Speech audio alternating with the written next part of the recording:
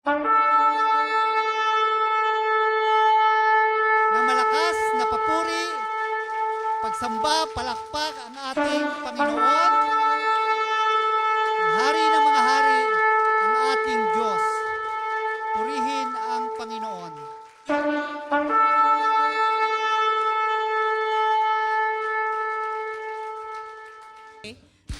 Ready.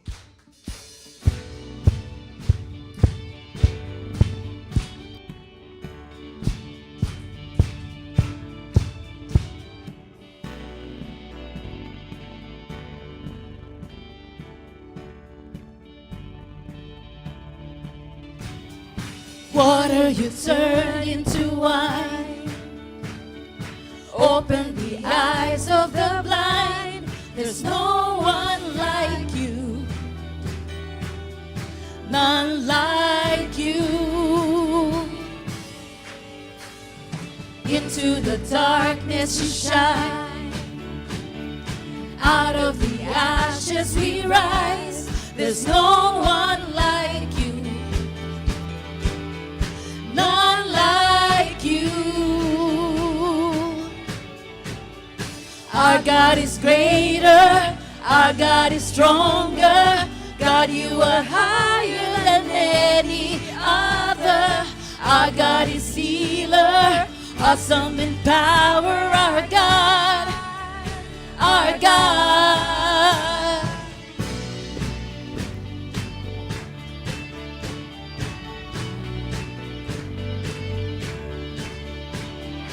Into the darkness you shine. Out of the ashes we rise. There's no one like you. None like you, Jesus. None like you. Our God is greater. Our God is greater. Our God is stronger. God, you are higher than any other. Our God is healer, awesome in power. Our God, our God, our God is greater. Our God is greater. Our God is stronger. God, you are higher than any other. Our God is healer, awesome in power. Our God, our God.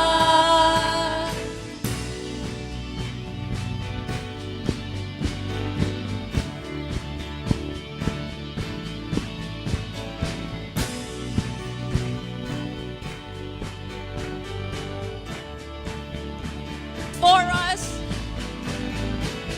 And if our God is for us, then who could ever stop us? And if our God is with us, then what could stand against? And if our God is for us, then who could ever stop us? And if our God is with us, then what can stand against?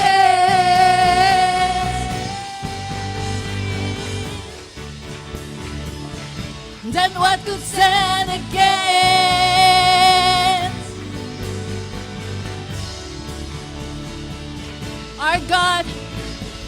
Our God is greater, our God is stronger. God, you are higher than any other. Our God is healer, awesome in power. Our God, our God. Our God is greater, our God is stronger. God, you are higher than any other.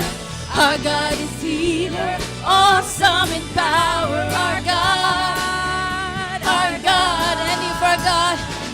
And if our God is for us, then who could ever stop us? And if our God is with us, then what can stand against? And if our God is for us, then who could ever stop us?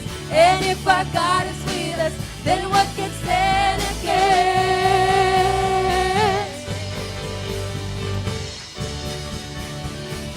Then what could stand against?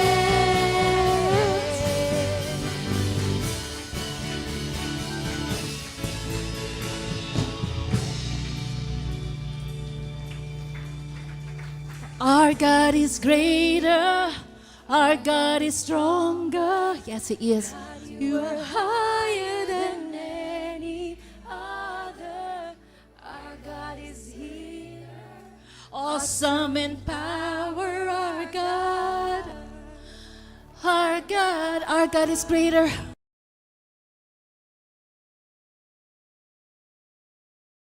Stronger, God, you are higher than any other.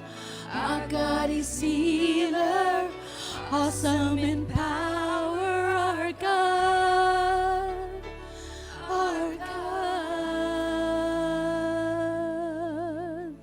Amen.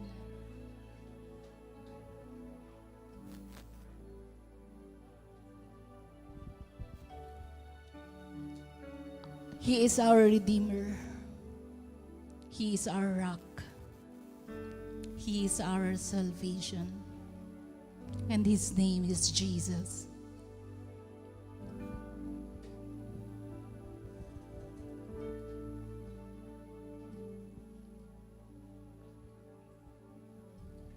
There is a truth older than the ages. There is a promise of things yet to come. There is one born for our salvation, Jesus.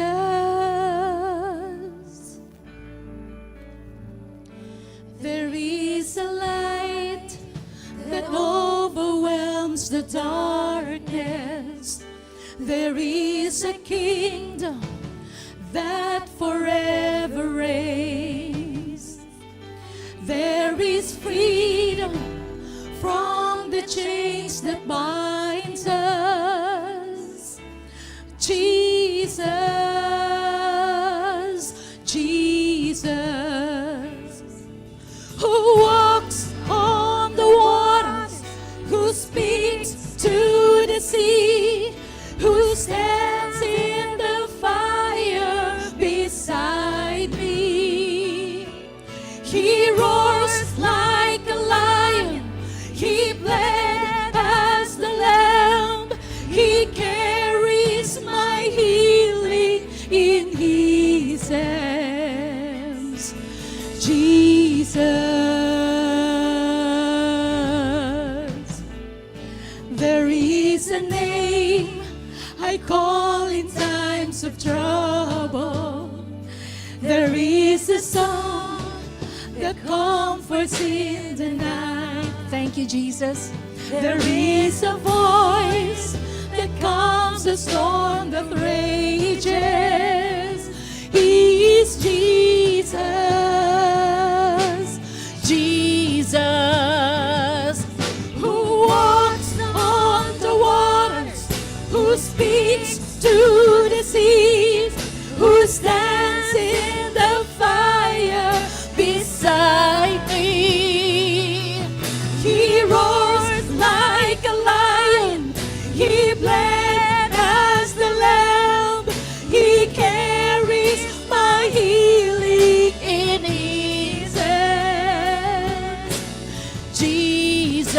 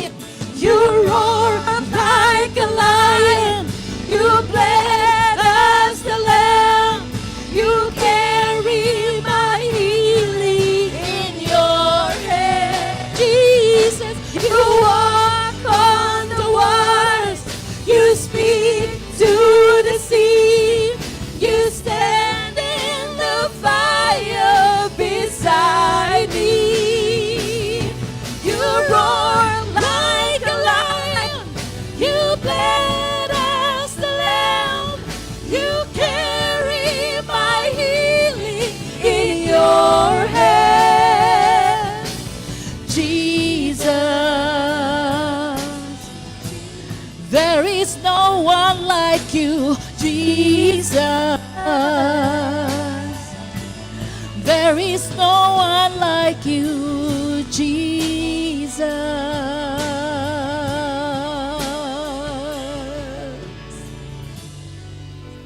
Thank you, God. Sabi po nung verse na binasa natin, na siyang pinaka-text po natin, do not judge. Do not judge. Sa Tagalog, huwag kayong humusga para hindi din kayo husgahan. I-define muna natin para klaro yung ating pag-uusap, yung ating pag-aaral. What is judging? Ano ba yung, pag sinabing paghusga, pag sinabing judging, ano ba ibig sabihin nun? So unang tiningnan po natin kung ano yung word na ginamit sa Bible, sa yung Greek word na krino. It is a Greek verb na ang ibig sabihin, pwede daw itong i-translate sa English to judge, to decide, or to distinguish. Diba? Yung ating mga desisyon at yung ating mga pamimili, yun daw po yung judging. At doon po sa dictionary, sa Bible dictionary, pag sinabi daw pong judging, sabi, typically it refers to making a determination between right or wrong. Kumaga, we will determine. Pag-determine mo, pag-alam mo, pag-decide mo, pagpili mo, ano yung tama, ano yung mali. At pagdating naman sa pamumuhay ng tao, sino yung innocent at sino yung guilty. Sino yung walang kasalanan at sino yung may kasalanan. At ginagamit po itong salita na ito in the court of law. At pagkang ginamit na po yung sabi, ito na, i-render na, ibibigay na yung judgment ng judge. Kasama daw po nun either punishment, kaparusahan, payment, kabayaran, o kaya naman, kasama din sa judging yung pag sinabing not guilty or innocent, di freedom. So, ang pag-uusapan nating judging, yun po yung ibig sabihin. So, pagkang namili ka kung alin yung tama o yung mali, diba? Mamimili ka which is right and which is wrong, you are judging. Nagja-judge ka doon. Pag sinabihan mo yung kapwa mo na kapatid, tama yung ginagawa mo, you are judging. Pag sinabihan mo yung isang tao na mali yan, kasalanan yan, you are judging. Yun yung ibig sabihin itong salita na ito. When we talk about judging, pag nag-determine ka ng tama o mali, pinuri mo yung isang tao dahil, ang ganda ng ginawa mo. Judging yun, ha? Judging yun. Kaya lang minsan, pag sinabing judging, nakalagay ka agad dun sa negative. Ha? Kaya sabi lang, huwag kang huhusga, do not judge. Pero pag sinabihan mo, halimbawa, kita mo naman talaga, yung isang tao, merong ginawang mali, tapos sinabihan mo, kapatid, mali yan, ha? You are also judging. Kasi ikaw nag-determine na mali yung ginawa niya. So, mga judges tayo. Yung term na narinig natin nung nakaraan, judgers. Judgers. Kaya ang tanong, masama ba talaga mag-judge? Masama ba talaga mag-judge? Bakit sinabi ng Panginoong Jesus, sabi niya, do not judge or you too will be judged. Sa Tagalog, huwag kayong humusga para hindi din kayo husgahan. Alam po ninyo, isa daw po ito sa mga favorite i-quote na mga verses. At isa rin to sa mga most misunderstood na mga verses. Marami pong mga tao, kahit nga po yung hindi nila kayang i-recite ng perfect yung John 3:16, kino-quote nila very perfectly itong verse na to, do not judge. Huwag kang hahatol. At pagkang kinote nila ito, yung content lang, hindi nga nila alam kung saan nakasulat ito. O ngayon, alam niyo na, Matthew 7:1. Pag sinabi mo, do not judge, Matthew 7:1 yun. Yan yung sabi. At pagkang kinote itong verse na ito, itong Matthew 7:1, madalas may kasama pa ito. Ito yung madalas ka-partner niya. Yung John chapter 8, verse 7b. Kung sabi doon, if any one of you is without sin, let him be the first to throw a stone. Kung sino man sa inyo yung walang kasalanan, edi siyang maunang bumato. Diba? Yan yung madalas na iptineterno dun sa do not judge. Eh kung wala kang kasalanan, di ikaw ang bumato. So, at ito yung madalas gamitin pag gusto mong patahimikin yung mga sumisita sa'yo. Because by nature, ayaw natin pinagsasabihan tayo. Ayaw natin na kinokorek tayo. Ayaw natin na tinatawag yung atensyon natin dahil sa pagkakamali o kasalanang ginagawa natin, ayaw natin yon. At pagka merong sumita sa atin, judger yon. Sabay-sabi, bakit perfect ka ba? Wala ka bang kasalanan? Ha? Naalala ko tuloy yung isang segment dun sa noontime show na wala na ngayon, bawal ang judgmental. Bawal daw judgmental. Alam po niyo sa umagang ito, we will study this verse, pag-aralan po natin siya, and it is important that we see how it is being misused and abused. Madalas namamali ng gamit at naaabuso itong verse na ito. But more than that, it is important na marinig natin anong sinasabi ng Panginoong Jesus. What the Lord Jesus Christ was saying, maintindihan natin ito ng tama at ma-commit natin yung sarili natin na susundin natin kung ano yung tinuturo ng Panginoong Jesus in this verse. Bakit sinabi niya na do not judge? Huwag kayong humatol. Una, napakahalaga makita natin yung context niya. Sa mga nagtuturo, sa mga preachers, lagi ang natin, alamin yung context para alam natin kung ano talaga yung tinuturo ng verse. Ito pong verse na ito ay kasama dun sa tinatawag na Sermon on the Mount. Chapter 5, 6, and 7 ng Gospel of Matthew. At kung atin pong pag-aaralan yung Sermon on the Mount, throughout that Sermon on the Mount, the Lord has been warning His disciples against self-righteousness and the hypocrisy of the Pharisees. Laging ang tinuturo ng Panginoon doon, meron siyang warning sa mga disciples niya. Huwag niyong gagayahin yung mga Pharisees kasi napaka-self-righteous nila. At kasama dun sa pagtuturo nila at kasama dito sa Sermon on the Mount, yung halimbawa, yung sabi ng Panginoon, narinig nyo na, sabi, huwag kayong papatay ha. At turo ng mga Pharisees, basta huwag kang papatay, okay ka. Pero ang sabi ng Panginoon, hindi ibig sabihin yon kasi yung murder could be a sin of the heart. Pwedeng hindi ka nga pumatay. Sa isip mo naman, patay na yung tao. At kung nakakamatay yung salita mo, malamang ang dami mo nang napatay. Diba? So, gano'n ang mga Pharisees. Hindi nga sila pumapatay, pero sa isip at sa panaltanla, ang dami nang pinatay.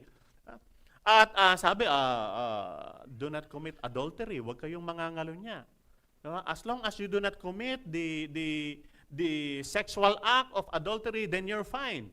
Yun yung turo ng mga Pharisees, pero sabi ng Panginoon, hindi, sa isip nyo, ang dami yung ginagawang mga, di ba, punong-puno ng lust, yung isip, di ba? At because of that, talagang na-highlight yung hypocrisy nitong mga Pharisees. Even yung kanilang mga ginagawa, yung kanilang praying, yung kanilang giving, yung kanilang fasting, ginagawa lang nila yan to promote themselves para ipakita nila na okay sila. Pero kaya nga pakitang tao yung ginagawa nila, mga pagdarasal, tatayo sila sa lugar na maraming tao at magdadasal sila para kita ng mga tao na sila nagdadasal. At pagkatapos pag sila magbibigay ng kanilang tithes, talagang ipinangangalandakan nila. So ito pong yung context nitong verse nito sa Matthew chapter 7, kasama po ito dun sa warning ng Panginoong Jesus against self-righteousness and hypocrisy. Madalas po kasing ginagawa yun ng mga religious leaders dahil porque alam nila kung ano yung turo ng Diyos ay para bang tingin nila napaka-superior nila at ang malungkot dito, sila talaga yung mga judger. No? Yung mga Pharisees.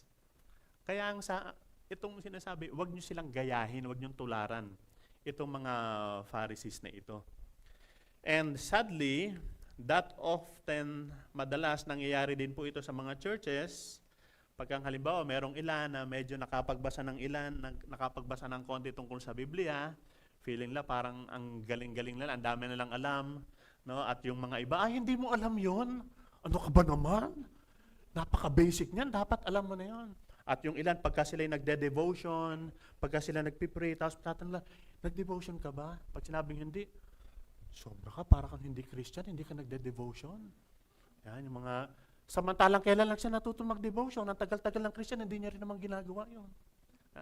Minsan gano'n na yung makaangat lang ba ng konti? Dahil feeling na nila napakataas nila. Pagkatapos, pagka meron silang nabalitaan, yung isang tao na nakagawa ng pagkakamali, nakagawa ng kasalanan, na dati rin naman nilang ginagawa. Sabihin niyo, balita ko, nalasing ka nung isang araw Bago ka na, para kang hindi Kristiyano. Samantalang siya nalasing ng isang buwan. Yan. Mga judgers. Sabi, yung context po nito, this is a warning against hypocrisy. Hypocrisy. And last Sunday, may binanggit si Pastor Willie sa atin about hypocrites. Ano yung hypocrites? Pretending to be what they are not. Hindi naman talaga sila ganun Kaya lang nagkukunyari, nagpe-pretend silang ganun. Na para bang halimbawa, meron silang ginudge. Yung ginudge nila, ibig sabihin, sinabihan lang, kapatid, mali ang ginagawa mo. Again, judging yun. Pagka meron kang sita, may sinabihan kang mali yun. That's judging. Pagka meron siyang ginudge at sinabihan, kapatid, mali ang ginagawa mo, kunyari, concern. Pero yung hypocrisy, hindi naman talaga. Hindi naman talaga. So, ang context nito, this is a warning against self-righteousness and against hypocrisy. Kung yun yung context, tanong, ano talaga yung gustong ituro ni Lord dun sa verse na yun? What the Lord Jesus Christ was teaching in these verses. Alam po niyo, para malaman natin kung ano yung tinuturo ng Panginoon dun sa verse na yon, dapat maging klaro sa atin what the Lord Jesus Christ was not saying.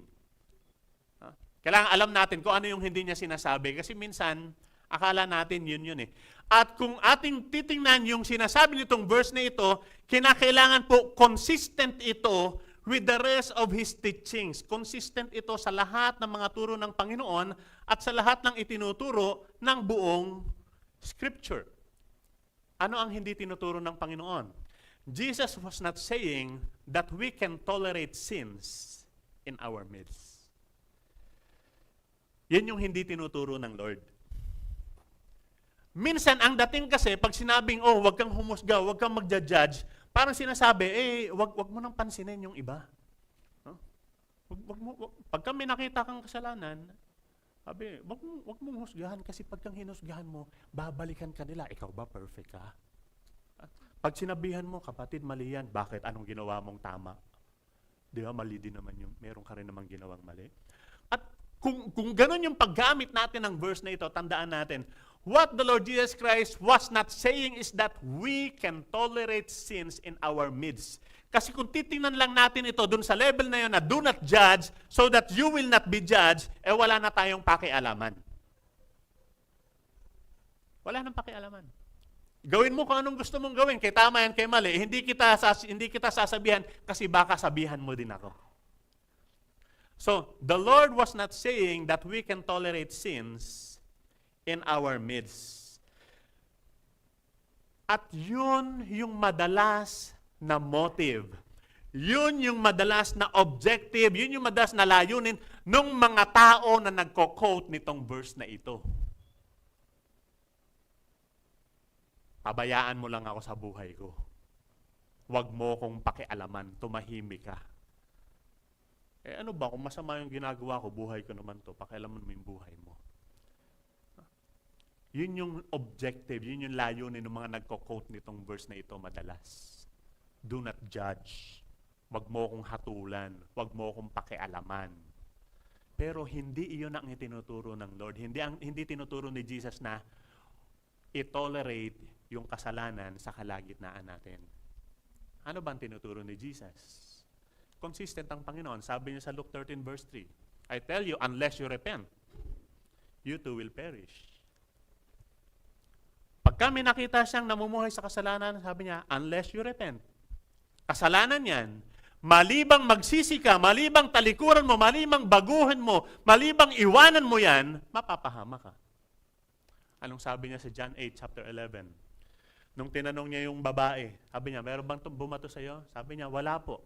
Sabi niya, neither do I condemn you. Pero ito sabi niya, go now and live your life of sin.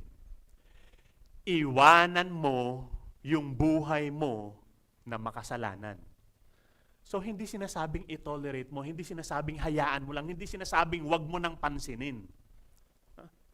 At kung titingnan natin yung kabuuang turo ng banal na kasulatan, si Paul, no, ang Apostol Pablo, sa kanyang sulat sa mga taga-Korinto, ito ang sabi niya. 1 Corinthians 5 verses 12 to 13, sabi niya, what business of mine to judge those outside the church? Are you not to judge those inside? Sa Tagalog ito sinasabi niya, wala akong karapatang hatulan yung mga nasa labas ng church. Kasi hindi nila kinalala si Jesus eh. Kaya sabi ng verse 13, God will judge them. Ang Diyos yung bahala sa kanila. Pero sabi ng verse 12, are you not to judge those inside? Hindi ba yung nasa loob ng church dapat hatulan natin? Kaya nga ang sabi niya, expel the wicked man from among you. Pagka meron kang nakitang kasama ninyo sa church, namumuhay sa kasalanan, judge them. At pag sinabing judge them, sabihan man lang. Hindi naman yung napakalupit. Hindi. Sabi, judge them. Kasi ang definition natin ng judging is determine what is right and wrong. Pag tama, sabihan, kapatid, tama yan. Pagkang mali, sabihan, mali yan. Kasalanan yan. That is judging. Kaya ang sabi niya, are you not to judge those inside? Hindi ba yung mga nasa loob ng church dapat pwede nating pagsabihan kung mali yung ginagawa nila at kung tama rin yung ginagawa nila, sabihan at purihan din natin. Pero kung mali, do not tolerate. Sabihin kung namumuhay sa kasalanan. Sabihin kung nagpapatuloy dun sa maling buhay na yon. Kasi di ba ang sabi ng Panginoon, sabi rin ni Paul, di ba? He who began a good work in you, ang Diyos na nagpasimula ng mabuting bagay sa iyo, ano yung mabuting bagay na pinasimulan niya sa iyo? The process of holiness na ginagawa niya pagbabago sa buhay mo. Pinasimulan niya yun. Saan nagsimula yun? Nung kilalanin natin si Jesus bilang ating Panginoon tagapagligtas, nagkaroon ng pagbabago sa ating puso, mayroong pagbabago sa ating buhay, therefore lumalayo na tayo sa kasalanan patungo sa kabanalan na nais ng Diyos sa atin. That is the good work that God has begun in us, and He will continue it and finish it into completion. So kung tayo'y nagbabago ng ating mga pamumuhay sa loob ng church dahil tayo mayroong pagkilala sa ating Panginoong Hesus, ang sabi ni Paul, judge those inside. Tayo magpaalalahanan. Magsasabihan, kapatid, mukhang hindi na tama yung ginagawa mo. Mukhang dapat tigilan na yan. Dapat baguhin na yan. Kasi ito ang sabi ng salita ng Diyos. Ha? Compare natin yung Galatians 5:19 to 21 sa verses 22 to 23. Ha? And then pagkang ayaw makinig, namumuhay pa rin, parang walang pagkilala sa Panginoong Hesus, parang hindi pa rin niya tinatanggap si Jesus bilang kanyang Panginoon tagapagligtas. Bagamat nagpo-profess, sinasabi niya na Christian daw siya, pero sa pamumuhay niya, hindi naman nakikita yon. Sabihin niyo, ang lupit naman ni Pablo, expel that wicked man from among you. But that is, kumbaga, consistent with the word. Kumbaga, we have to exhaust all measures muna bago naman itiwalag. It is clear that the Lord Jesus Christ does not want us to tolerate sins in our midst. At yung mga tao who were in obvious sins, obvious naman, kitang-kita naman, and they were being corrected, kumbaga sila'y itinetama, pinagsasabihan, they cannot quote and they cannot use Matthew chapter 7 verse 1 to silence those who are correcting them. Maling gamit ng version. Pagkang kino-correct mo, tinatama mo, dahil mahal mo yung kapwa mo, at gusto mong maranasan niya yung pagpapatawad ng Diyos at maging maayos yung kanyang buhay, pagkatapos quote sa iyo yung Matthew 7:1, maling gamit ng version. That is the misuse and abuse of the verse. So, kung hindi yun ang sinasabi ng Panginoon, ano ngayon yung gusto niyang sabihin talaga? When Jesus said that do not judge, he was speaking against Pharisaical. Pag sinabing Pharisaical, parang Pharisee, parang Pariseyo. Pharisaical or hypocritical judging. Ano ba yung Pharisaical or hypocritical judging? Kaya yung sinasabi niya yung sumunod ng mga verses. Sabi ng verse 3, why do you look at the speck of sawdust in your brother's eye and pay no attention to the plank in your own eye? How can you say to your brother, let me take the speck out of your eye, when all the time there is a plank in your own eye? You hypocrite. You hypocrite. First take the plank out of your own eye, and then you will see clearly to remove the speck from your brother's eye. Alam po niyo, tiningnan ko ito sa Tagalog, sa Pinoy version, nakakatawa sabi sa Pinoy version eh. Ba't pinapansin mo yung puwing sa mata ng kapatid mo, pero hindi mo pinapansin ang napakalaking kahoy sa sarili mong mata? Aba, may malaking kahoy sa mata? Paano mo sasabihin sa kapatid mo, halika, aalisin ko yung puwing sa mata mo kung may napakalaki namang kahoy sa mata mo? At sa Pinoy version, ito yung sabi, sa NIV, you hypocrite, sabi sa Pinoy version, ang plastic mo.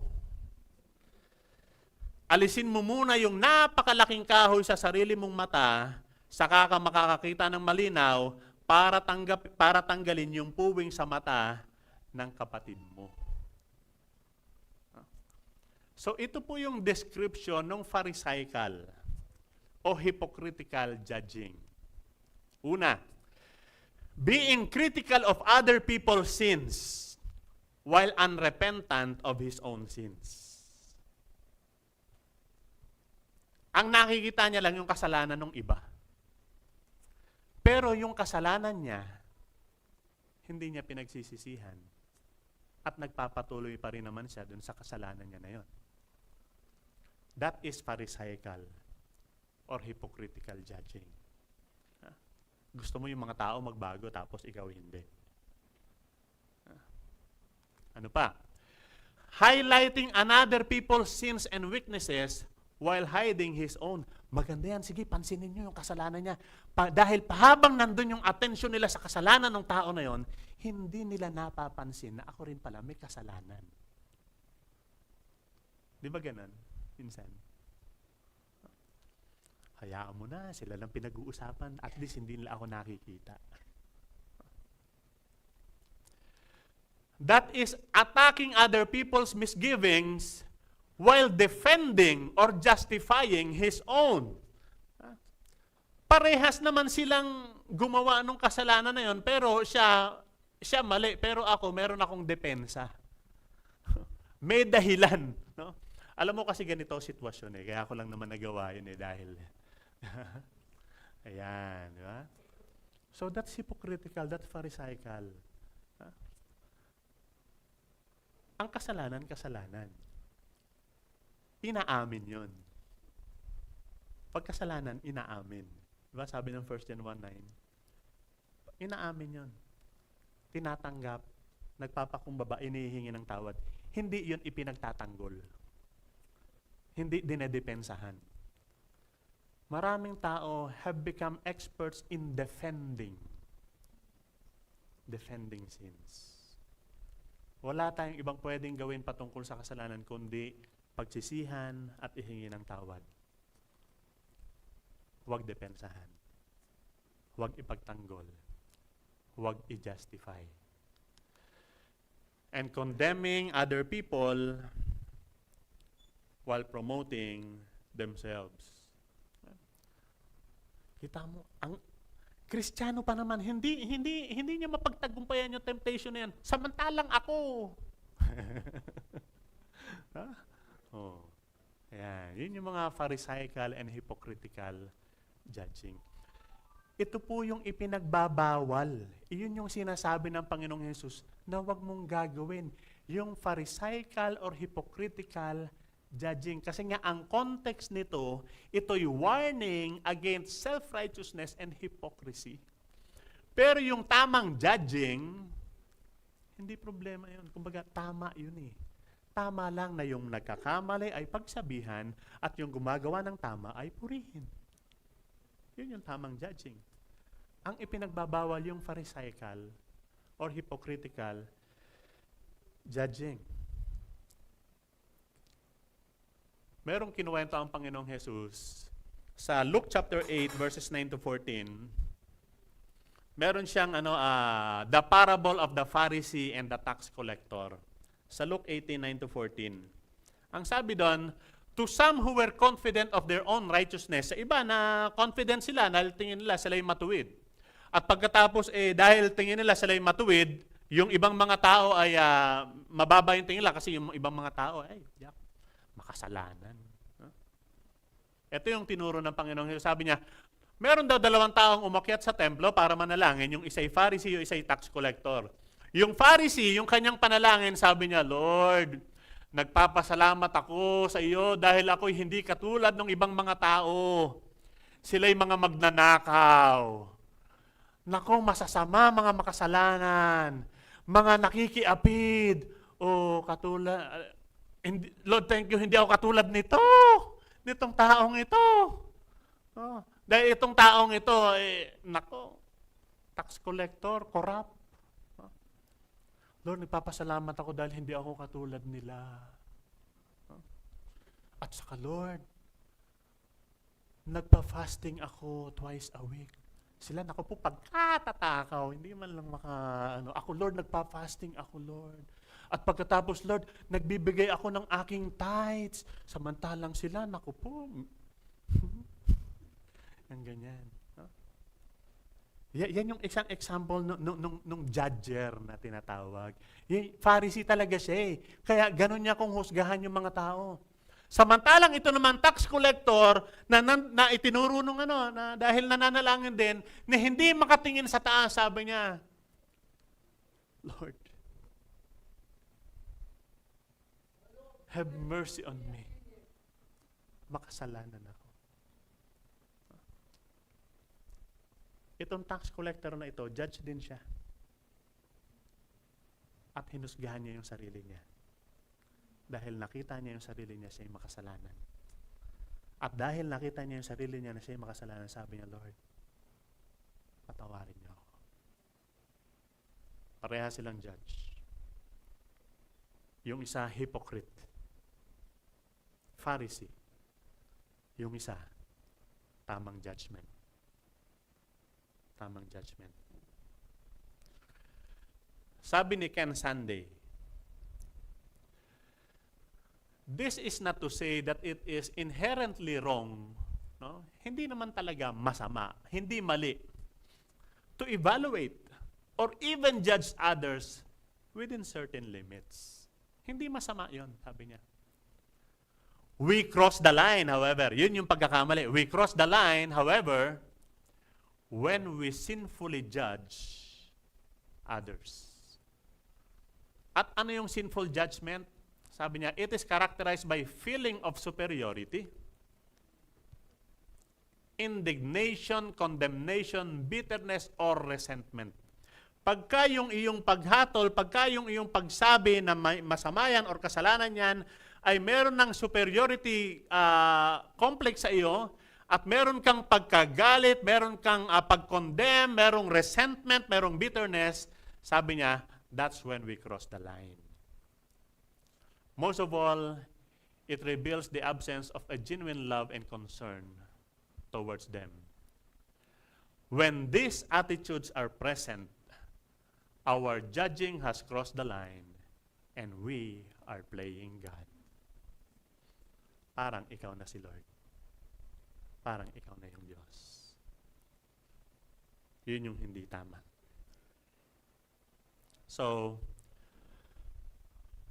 papaano natin maa-apply itong verse na ito? Papaano natin maisa sa buhay? Itong do not judge, lest you will be judged also. How can we obey the teachings of Jesus? Ilang bagay po. Una, judge yourself first before judging others.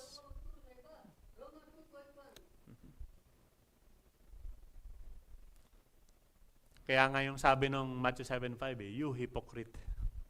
Sabi nung Pinoy version, ang plastic mo. Let us judge ourselves first. Kumusta ang iyong paglakad sa iyong pananampalataya? Are you growing? Are you growing in your Christian life?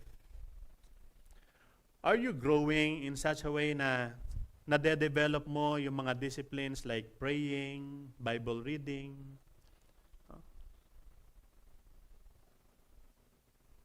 So kung nade-develop mo yon, salamat sa Lord. Pero wag mo namang husgahan yung iba kung hindi nila nagagawa yan. Pwede mo silang akayin, paalalahanan, turuan. Don't look down on them. Kumusta yung mga favorite sins mo? Lahat daw ng tao may favorite sins. Meron siyang gustong-gustong gawin na alam niya na hindi gusto ng Lord pero gustong-gusto niyang gawin at nag-i-struggle siya, hindi niya mabitiw-bitiwan, hindi niya maiwan-iwanan. Kumusta yung favorite sin mo?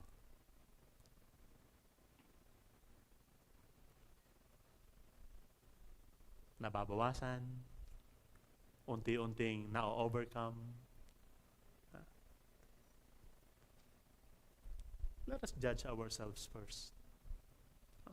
Pero hindi ibig sabihin, wala ka ng pakialam sa kapwa mo.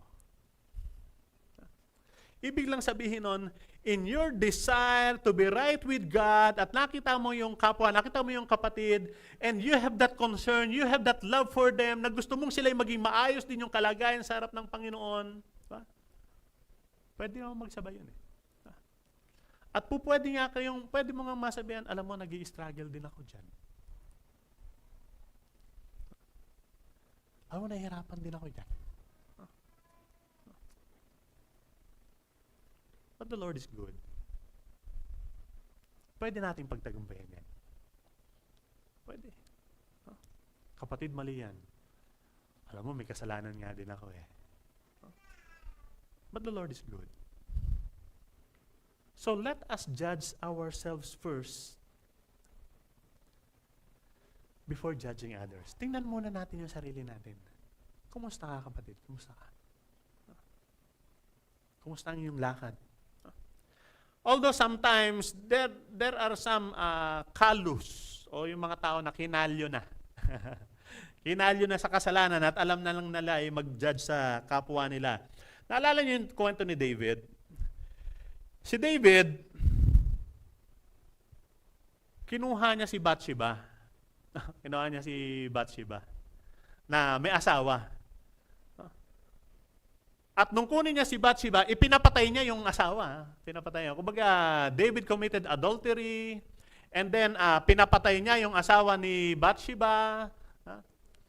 At kinuha niya na talaga, no?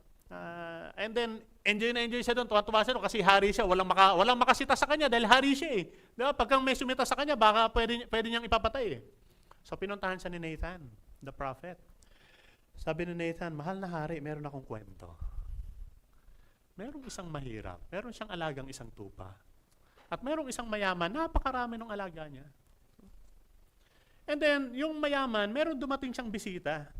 At dahil very hospitable siya, naisipan niyang pakain at ipagluto yung bisita niya.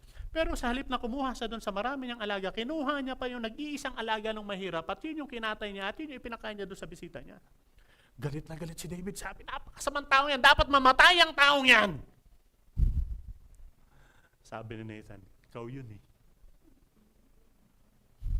That's you. Minsan, pag kinalyo ka na sa kasalanan, ibig sabihin ng kinalyo, parang sanay na sanay ka na at enjoy ka na sa kasalanan, ang alam mo na lang ay husgahan yung ibang tao pero hindi mo na nakikita yung sarili mo. Ganon si David at that time. Isipin mo, willing siyang patayin yung tao na yon na kumuha lang ng alagang tupa. No?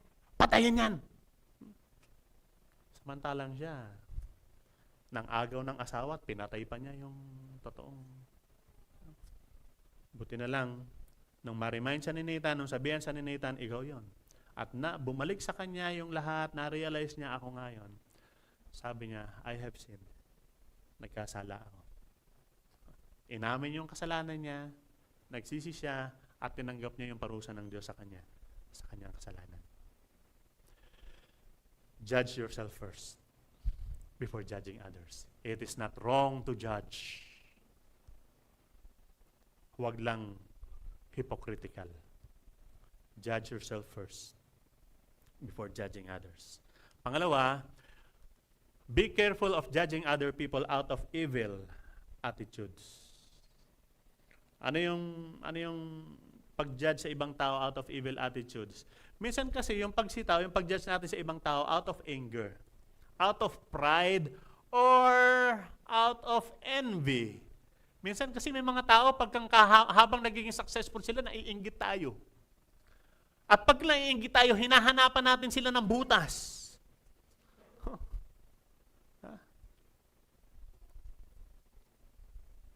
Minsan because of pride, because of anger, because of jealousy, because of envy, we point to people's failures because wala lang, masaya lang sa feelings pagka nakikita natin na meron silang mali. Huh? And sometimes we are very happy pagka sila'y bumabagsak. Nahuli din sa wakas, buti nga. Ang tagal-tagal na nga yan eh. At ang saya-saya natin habang yung isang tao na nagkamali, nagkasala, ay nagdurusa dahil doon sa kanyang kasalanan. Yes!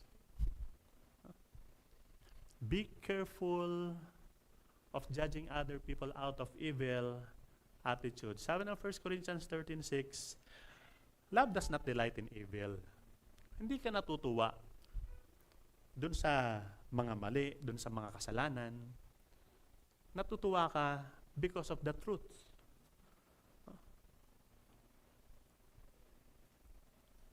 You do not delight. Pagkang merong masamang nangyari sa kanila, be careful of judging people out of evil attitudes. And third, be careful of judging other people with incomplete information. Yan ang napakahirap minsan eh. No? Alam niyo si Lord, alam niyo ang Diyos. Di ba ang Diyos omniscient? Alam niya lahat. Alam niya lahat. Nung magkasala sina Eva at si Adan, alam ng Diyos yun eh. Alam niya lahat yun. Bumaba ang Diyos. Kinausap niya si Adan. Nung nag-usap sila, sabi niya, kinain mo ba yung bunga na binagbabawal ko? Alam niya na eh. Alam niya na. Pero kinuha niya pa rin yung impormasyon mula kay na. Although meron ng judgment, nakaredy na. Pero bago yun, inalam niya muna yung impormasyon. No? Nung yung matinding kasalanan ng Sodoma at Gomorrah, ang kwento doon sa Genesis chapter 18, sabi, abot hanggang langit yung paghuhumiyaw ng kasalanan nila. Anong ginawa ng Diyos? Nagpadala ng 2 anghel. God sent 2 angels. At ang sabi ng Genesis 18:21, God sent angels down to see if the outcry against it was true. Omniscient ang Diyos, alam niya, pero nagpadala pa rin siya ng angel. Marami sa atin feeling omniscient eh. Feeling alam lahat. Pag kami narinig, kasi ganito yan eh. Isang side lang yung narinig isang side lang. At napakaliit na mga impormasyon lang yung kanya, feeling omniscient na. Parang alam na lahat. Teka, alam mo ba kalagayan? Alam mo sitwasyon ng buhay niya. Pero kung makahatol at kung gano'n. Sabi ng Proverbs, he who answers before listening, that is his folly and his shame. Sa Tagalog, ito sabi sa Tagalog ng Proverbs 18:13. Nakakahiya at isang mangmang ang isang taong sumasagot agad sa tanong na hindi pa niya naiintindihan. Hindi pa naiintindihan yung tanong, sumasagot ka agad. Sabi, nakakahiya at mangmang. Kaya minsan tayo, pagka feeling omniscient tayo, feeling natin, alam na natin lahat ng impormasyon, and then huhusgahan ka agad natin, ang sabi ng verse ay nakakahiya. And that is kamangmangan. Be careful of judging other people with incomplete information. Si Lord nga omniscient na eh. At alam mo, tandaan nyo palagi, pagka meron tayong mga naririnig. Sabi na, there are always three sides to an argument. Your side, the other person's side, and the truth. Kasi minsan ako, ang kukwento ko, syempre, yung pabor sa akin. Kukwento niya naman yung pabor sa kanya. May kalahating katotohanan naman yung kwento ko. May kalahating katotohanan din yung kwento niya. Pero ano sabi? Half lie is whole. Half truth is a whole lie. Kahit na may kalahating katotohanan, kasinungalingan pa rin yun. So, alamin muna lahat ng impormasyon. Kaya nga, di ba yung mga judge naghihiring? At sabi sa hearing, pakikinggan yung sinasabi nung nag-a-accuse at pagkatapos pakikinggan yung sinasabi nung defendant, and then he will render judgment. Huwag tayong feeling omniscient. Feeling alam natin lahat. And then husgahan na natin agad yung tao. No? Again, hindi masamang humusga. Depende sa iyong panghuhusga. A love-filled judgment is constructive, while pharisaical or hypocritical judgment is destructive. Yung iyong pagpuna, yung iyong paghatol, yung iyong pagsasabi ng katotohanan na puno ng pag-ibig, that is constructive. Makakatulong. Makaka-restore. Pero kung hypocritical yung iyong paghusga, that is destructive. Makakasira. Sabi ni Paul sa Galatians 6:1, brothers, if someone is caught in sin, you who are spiritual should restore him gently. Pwede mong i-judge. Sabihan mo mali yan. Sabihan mo dapat ituwid yan. Kung merong correction na dapat gawin or discipline dapat gawin, pwedeng gawin yan. But watch yourself. Bantayan niyo yung sarili niyo. Baka matempt kayo. Baka matempt ka to play God. Baka matempt ka na out of evil attitude yung gagawin. Baka matempt ka na hinuhusgahan mo sila samantalang yung sarili mo hindi mo ina-evaluate. Hindi mo tinitingnan. Love-filled judgment is constructive, pero yung hypocritical judgment nakakasira. Yun ang ipinagbabawal ng Panginoon. Huwag tayong maging hypocrites. Huwag tayong maging plastic. Tingnan natin sarili natin. Nagkakamali din tayo, pero hindi ibig sabihin wala kang pakialam sa kapwa mo. We can still judge as long as it's love-filled and not hypocritical. Let us pray. Lord, salamat po sa pagtuturo po ninyo.